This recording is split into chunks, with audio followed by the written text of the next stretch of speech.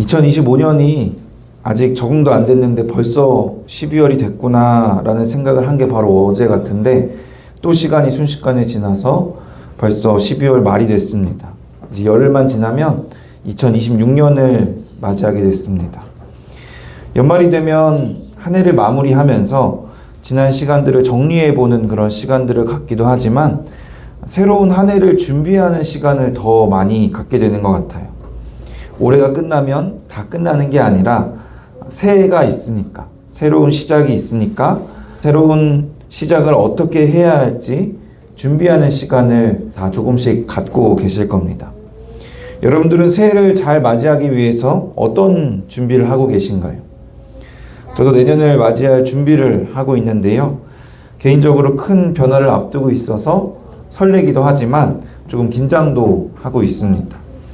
3월부터 이제 아이들을 학교나 보육시설에 보내지 않고 집에서 홈스쿨링을 하기로 한 것이 제일 큰 변화고요.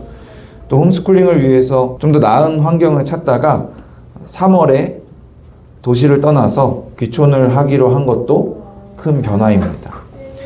저에게 굉장히 중요한 일이기도 하고, 또 준비를 잘 해야지 홈스쿨링과 귀촌을 통해서 더 많은 유익을 누릴 수 있기 때문에 조금은 긴장도 하면서 준비를 하고 있습니다.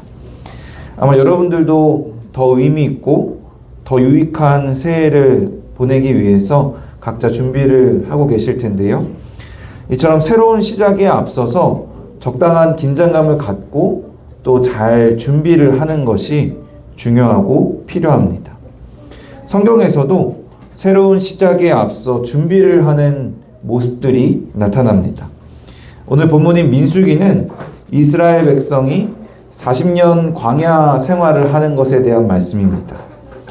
이 40년 광야 생활이 거의 끝나갈 무렵에 요단강을 건너 가나안 땅에서 새로운 시작을 하기 직전에 하나님께서는 이스라엘 백성에게 두 번째로 인구조사를 할 것을 명령하셨습니다. 첫 번째 인구조사는 이스라엘 백성이 출애굽을 하고 시내산에 머물면서 하나님의 율법을 받았을 때에 시행됐는데요. 이 인구조사는 단순히 우리가 몇 명인지 숫자를 세는 데 목적이 있는 것이 아니라 군대를 편성하기 위한 목적이 있었습니다. 20세 이상으로 싸움에 나갈 만한 남자의 수를 조사했고요. 또 그들을 군인이라고 표현합니다. 그리고 진을 치고 각 진영의 군기를 세우고 행진하는 순서까지 정하는 등 분명히 이 인구조사의 목적은 전쟁을 준비하는 것이었습니다. 그렇게 가나안 땅을 정복하기 위한 전쟁 준비를 하고 출발을 했는데, 그 다음에 여러분 잘 아시는 12정탐꾼 사건이 있었죠. 이스라엘 백성이 하나님의 약속을 온전히 신뢰하지를 못해서 정복 전쟁을 해보지도 못하고 광야에서 40년을 살게 된 겁니다. 드디어 이제 광야 생활이 끝나고 가나안 땅으로 들어가야 하는 상황에서 첫 번째 인구조사 시대와는 세대가 바뀌었기 때문에 새로운 세대를 대상으로 두 번째로 다시 인구조사를 하게 하신 겁니다. 뿐만이 아니라 출애굽과 광야 생활을 할 때 이스라엘 백성의 지도자였던 모세를 물러나게 하시고 정복 전쟁의 때 백성의 지도자가 될 후계자 여호수아를 세우셨습니다. 이렇게 약속의 땅 가나안으로 들어가는 새로운 시작, 정복 전쟁이라는 새로운 시작을 위해서 하나님께서는 이스라엘이 군대를 조직하고 또 지도자를 새롭게 세우는 중요한 준비를 하게 하셨습니다. 전쟁을 위해서 군대를 조직하고 지도자를 세우는 것도 굉장히 중요한 준비였는데요. 사실 그보다 훨씬 더 중요한 준비가 따로 있었습니다. 바로 영적 준비입니다. 민수기 28장과 29장에서는 아주 상세하게 이스라엘 백성이 가나안 땅을 들어가기 전에 해야 하는 영적 준비에 대해서 말씀합니다. 바로 하나님께 드릴 제사 또는 제물에 대한 말씀입니다. 하나님께서는 하나님께 드려야 하는 제물에 대해서 분명하게 명령을 하셨어요. 민수기 28장 2절 본문 말씀 같이 다시 한번 읽어볼까요? 이스라엘 자손에게 명령하여 향기로운 것은 너희가 그 정한 시기에 삼가 내게 바칠지니라. 하나님의 것을 정해진 시기에 하나님께 바칠 것을 분명하게 명령하십니다. 정해진 시기가 언제인지 말씀을 통해서 살펴보면 참 쉽지가 않다라는 생각이 들 정도로 매우 빡빡합니다. 28장 3절부터 8절까지는 매일 드려야 하는 제물에 대해서, 9절부터 10절은 안식일에, 그러니까 매주 드려야 하는 제물에 대해서, 11절부터 15절은 초하루에, 그러니까 매월 첫날 드려야 하는 제물에 대해서 말씀합니다. 거기서 끝나는 게 아니라 절기에 드려야 하는 제물에 대해서도 나와요. 16절부터 25절은 6월절 이후 7일 동안 계속되는 무교절에 드려야 하는 제물에 대해서, 26절부터 31절은 77절 혹은 맥추절이라고 하는 절기에 드려야 하는 제물에 대해서, 29장으로 넘어가서 29장 1절부터 6절에는 나팔절에 드려야 하는 제물에 대해서, 또 7절부터 11절에는 대속죄일에 드려야 하는 제물에 대해서, 12절부터 38절에는 장막절 혹은 초막절이라고 하는 절기에 드려야 하는 제물에 대해서 말씀합니다. 구약시대에는 제사는 곧 제물을 드리는 것이었어요. 그러니까 매 제사마다 매번 제물을 드려야 했어요. 이렇게 자주 많은 제물을 드려야 한다는 것을 보면 우리가 구약시대에 안 태어난 것이 참 다행이다라는 생각이 듭니다. 이스라엘 백성의 새로운 시작을 위해서는 군대를 조직하고 새로운 지도자를 세우는 현실적인 준비도 분명 필요했어요. 하지만 전쟁은 결국 하나님께 달린 것이잖아요. 마찬가지로 새로운 시작도 하나님께 달린 것이기 때문에 하나님과의 관계를 바로 세우는 이 영적 준비, 제사와 제물이 더 중요했던 겁니다. 우리에게도 마찬가지입니다. 어떤 새로운 시작을 할 때 또는 새해를 맞이할 때 우리는 현실적인 준비도 잘 해야 합니다. 건강을 위한 운동이나 다이어트가 될 수도 있고요. 누구에게는 열심히 공부하고 또 성실하게 일을 해야 하는, 또 돈을 열심히 벌어야 하는 것일 수도 있고요. 계획을 잘 세우고 지혜롭게 일을 추진해야 하는 것일 수도 있습니다. 그러면서도 한편으로는 모든 새로운 시작이, 모든 새해가 다 하나님께 달린 것이기 때문에 하나님과의 관계를 바로 세우는 영적 준비가 훨씬 더 중요하다는 것을 기억해야 합니다. 그렇다면 우리는 영적 준비를 어떻게 해야 할까요? 물론 신약 시대에 사는 우리는 구약의 제사법을 따를 필요는 없기 때문에 우리는 민수기 28장, 29장처럼 하나님께 제물을 드리지는 않습니다. 그러나 우리는 하나님을 예배하는 그 정신만큼은 계승해야 해요. 신약 시대에 사는 우리가 어떻게 민수기 28장, 29절의 정신을 잘 계승할 수 있는지, 어떻게 하나님께 제물을 드려야 하는지를 신약 성경에서 아주 명확하게 가르쳐주고 계셔요. 로마서 12장 1절 같이 읽어볼까요? 그러므로 형제들아,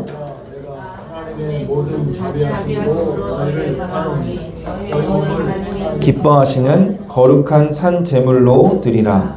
이는 너희가 드릴 영적 예배니라. 구약시대에 안 태어난 것이 참 다행이다 싶었는데 사실 어떻게 보면 더 어려운 과제가 우리에게 있습니다. 우리의 몸을 하나님께 거룩한 산 제물로 드려야 합니다. 우리는 우리의 모든 것, 우리의 삶, 우리의 목숨까지도 하나님께 드려야 합니다.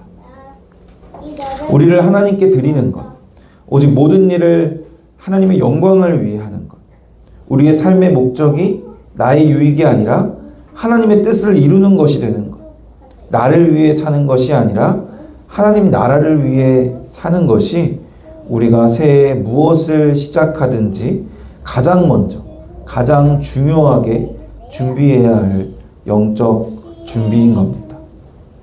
이 영적 준비가 되지 않으면 내가 현실적인 준비를 얼마나 많이 잘 하는지 상관없이 아무 소용이 없게 되는 겁니다. 하나님께 모든 것이 달려있기 때문이에요. 정말 모든 것이 하나님의 주권 아래에 있다고 믿는다면 우리는 현실적인 준비보다 먼저 영적 준비를 잘 해야 합니다. 로마서 말씀처럼 나를 하나님이 기뻐하시는 거룩한 산 제물로 드려서 영적 준비로서 영적 예배를 드려야 하는데요.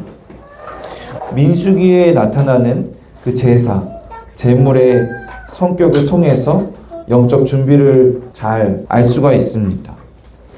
첫 번째로 영적 준비는 매일, 매주, 매달 해야 합니다.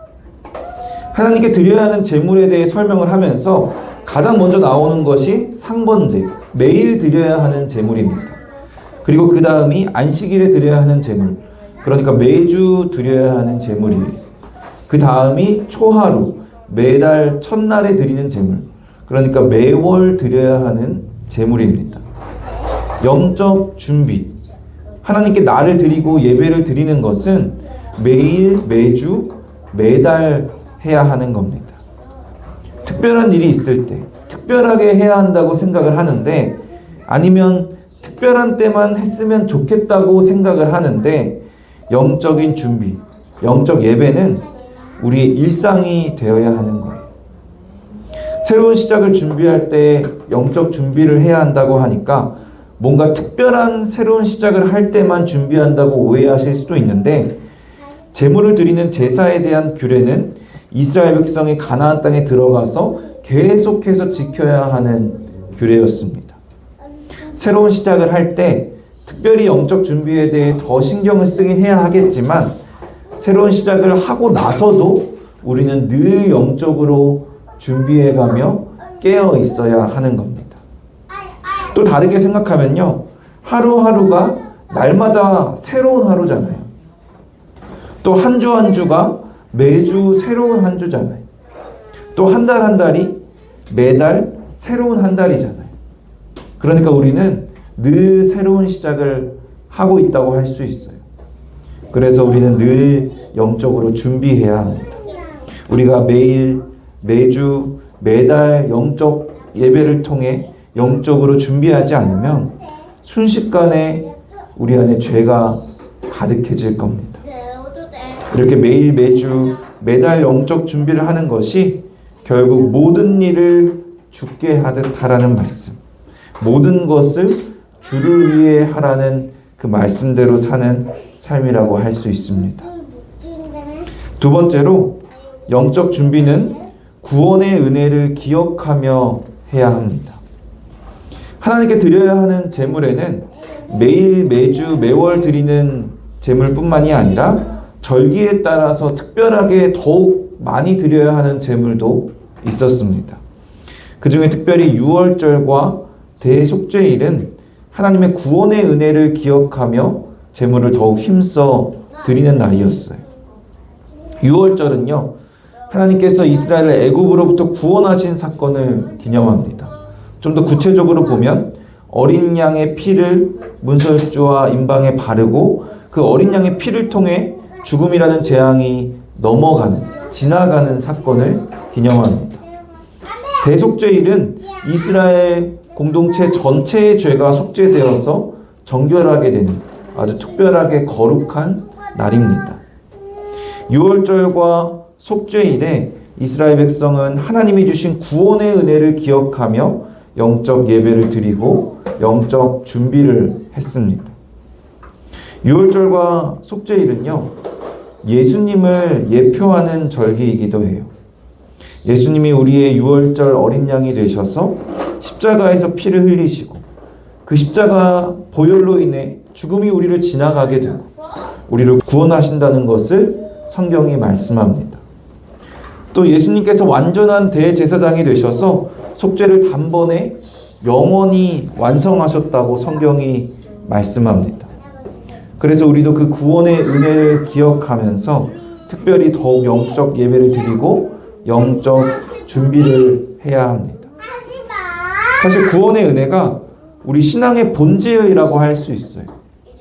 예수님이 우리를 구원하셨다는 사실을 우리가 믿지 않는다면 그저 하나님을 전지전능한 신, 모든 것을 초월한 절대적인 존재, 또는 세상을 창조한 존재, 또 예수님을 하나님의 말씀을 전달하는 선지자로만 믿는다면 그것은 신앙이라고 할 수가 없어요. 하나님의 은혜를 누릴 수도 없고요. 당연히 영적 예배를 드리지도 못합니다.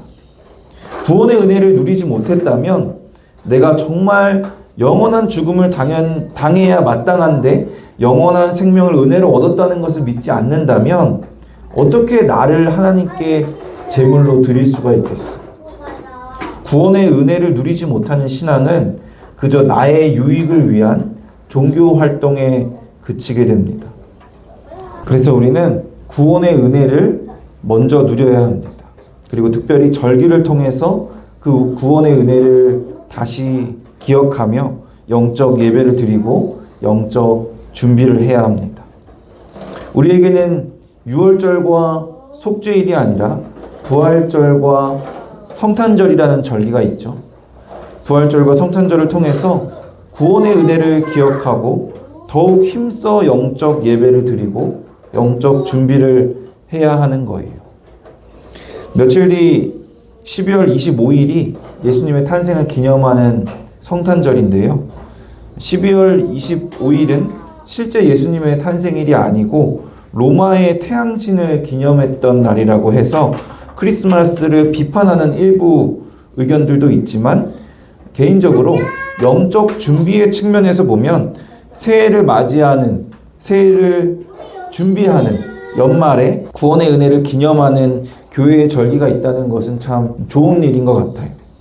새해를 맞이할 준비를 하면서 특별히 성탄절을 통해서 구원의 은혜를 다시 깊이 묵상하고 기억하고 누리면서 영적 준비를 하는 우리가 되기를 소원합니다. 마지막 세 번째로 영적 준비는 주신 것에 감사하며 해야 합니다. 절기 중에 첫 익은 열매를 드리며 감사하는 맥추절이 있어요.